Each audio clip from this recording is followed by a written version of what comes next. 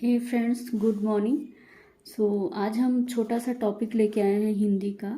और जहाँ से जिसके लिए बच्चे बहुत ज़्यादा परेशान रहते हैं कि ये कहाँ से पढूँ कहाँ से पढूँ।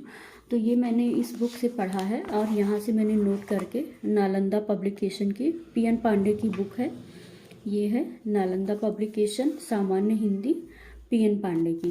तो मैंने यहाँ से पढ़ा है और ये शॉर्ट नोट मैंने बना लिया है जो कि काम की चीज़ें हैं जहाँ से क्वेश्चन आते हैं।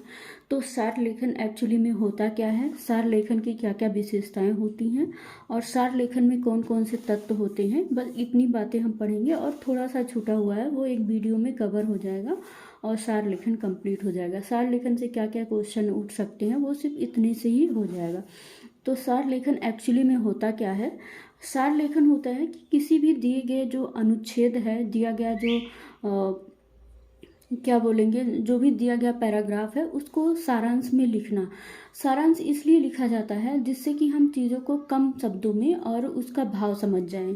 तो सारांश के जो इस बुक में परिभाषा और कुछ पॉइंट्स है उसको मैंने पॉइंट आउट किया है। सार लेखन को फ्रेंच भाषा में प्रेसी कहा जाता है। प्रेसिस हम कहते नहीं, प्रेसी राइटिंग, तो प्रेसिस कहा जाता है। और प्रेसिस की उत्कृष्ट भाषा लिडल ने दी है। प्रेसिस जो शब्द है इसकी उत्कृष्ट परिभाषा जो है वो लिडल ने दी है।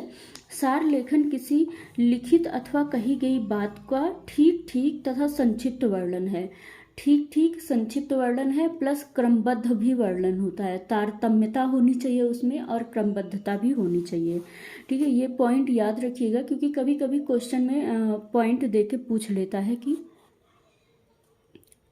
कभी कभी पॉइंट दे के पूछ लेता है कि क्या है ना। और नेक्स्ट है इसकी क्या क्या विशेषताएं होनी चाहिए। मतलब जब हम कोई एक सार लेखन करते हैं तो उसको किन किन बातों में ध्यान रखना चाहिए हमको। तो मुख्य बातों को संक्षेप में लिखना होता है। मुख्य बातों का और जो भी हमारा जो मेन पैराग्राफ है, मेन अनुच्छेद है, उसकी सभी बातों का समावेश हमारे सारांश में होना चाहिए। और प्लस जो है उत्तर एक ठोस इकाई हो। ठोस इकाई का मतलब जिसमें हमारे विचार और भावों का एक क्रमबद्ध लेखन होना चाहिए।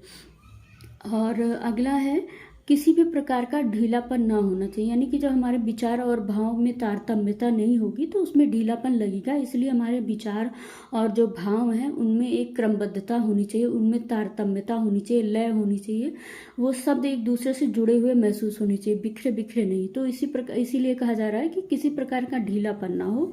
और सार लेखन में किसी प्रकार के मुहावरे, लोकोक्ति, सूक्ति अथवा अलंकार आदि का प्रयोग नहीं किया जाता। ये क्वेश्चन किसी भी एग्जाम में पूछा गया था, मुझे वो एग्जाम नहीं याद है बट हमें लगता है UPSSC का ही एग्जाम था। उसमें पूछा गया था कि इसमें जो है किन चीज़ों का प्रयोग किया जा सकता है या किन का नहीं प्रयोग किया जा सकता, ऐसा कुछ पूछा था। मुझे याद नहीं प्रॉपर क्वेश्चन, बट ये क्वेश्चन यही था। तो इसमें ना ही मुहावरे का प्रयोग होता है, ना ही लोकोक्ति का, ना ही सूक्ति का, ना ही अलंकार का, किसी का भी प्रयोग नहीं किया जाता है। सार एक सरल भाषा में लिखना चाहिए।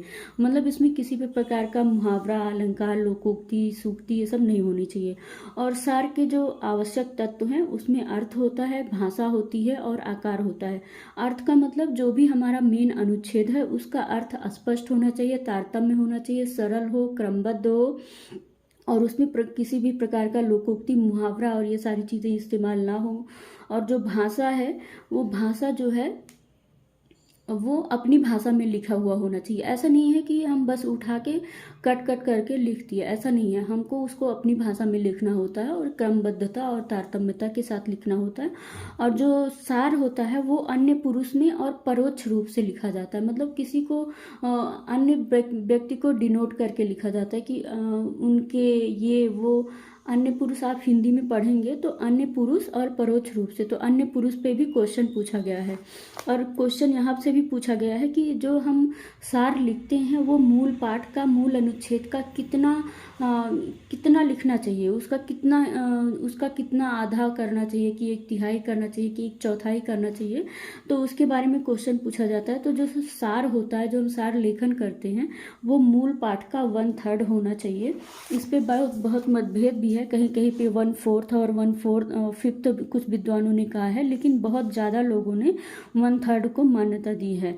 तो इसलिए जो है ये जो सार लेखन है वो मूल पाठ का 1/3 होता है। और ये क्वेश्चन यहाँ से भी एक क्वेश्चन आया था कि सार जो है संक्षेपण जो है वो मूल पाठ का कितना होता है। आपको मैं वो क्वेश्चन दिखाती हूँ, वो वाला मुझे याद नहीं, मुझे मिलेगा तो वो वाला क्वेश्चन भी मैं दिखाऊंगी। लेकिन ये वाला क्वेश्चन मुझे मिल गया है और आप लोग देख पा रहे होंगे। ये है, एक मिनट, ये है सार लेखन मूल पाठ के कितने शब्दों में लिखना चाहिए। तो इसका आंसर आयोग ने भी माना है कि सार लेखन मूल पाठ का 1/3 शब्दों में प्रयोग होना चाहिए। तो आज के लिए ये छोटा सा टॉपिक था, छोटा सा पॉइंट था, और हम नेक्स्ट वीडियो में कुछ और नेक्स्ट बातें सीखेंगे, छोटे टॉपिक्स। तो तब तक के लिए आप इसको पढ़िए। Till then take care, bye.